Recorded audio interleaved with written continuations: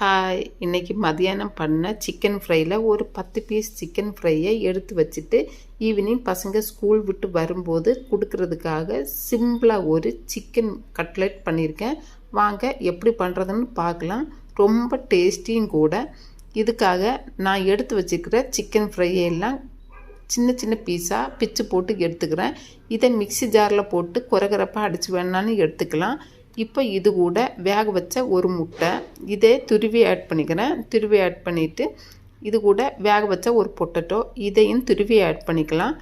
இப்போது இது கூட சின்ன சின்னதாக கட் பண்ணி வச்சுருக்கிற வெங்காயம், பச்சை மிளகாய், மல்லி இலை, கொஞ்சமாக மஞ்சள் தூள், மிளகாய்த்தூள், மிளகுத்தூள், கரம் மசாலா, இஞ்சி பூண்டு பேஸ்ட்டு, கொஞ்சமாக உப்பு போட்டு நல்லாவே கலந்து விட்டுருங்க. நல்லா கலந்து விட்டுட்டு லாஸ்ட்டாக கொஞ்சமாக சீஸ் துருவி ஆட் பண்ணிக்கலாம்.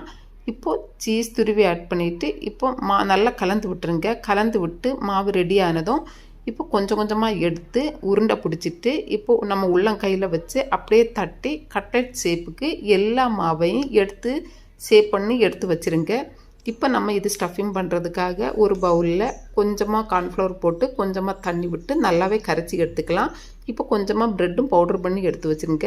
இப்போ நம்ம ரெடி பண்ணி வச்சுருக்கிற ஒவ்வொரு கட்லெட்டையும் எடுத்து கார்ன்ஃப்ளவர் தண்ணியில் போட்டுட்டு ப்ரெட்டில் போட்டு எடுத்து இப்போ கடாயில் கொஞ்சமாக ஆயில் விட்டு ஆயில் சூடானதும் இப்போ நம்ம எடுத்து வச்சுருக்கிற ஒவ்வொரு போட்டு அப்படியே திருப்பி போட்டு எடுத்தாச்சுன்னா டேஸ்டியான ஒரு சிக்கன் கட்லெட் ரெடி. நீங்களும் வீட்டில் ட்ரை பண்ணி பாருங்கள். பிடிச்சிருந்துன்னா லைக் பண்ணுங்கள், ஷேர் பண்ணுங்கள், சப்ஸ்கிரைப் பண்ணி சப்போர்ட் பண்ணுங்கள். தேங்க்ஸ் ஃபார் வாட்சிங்.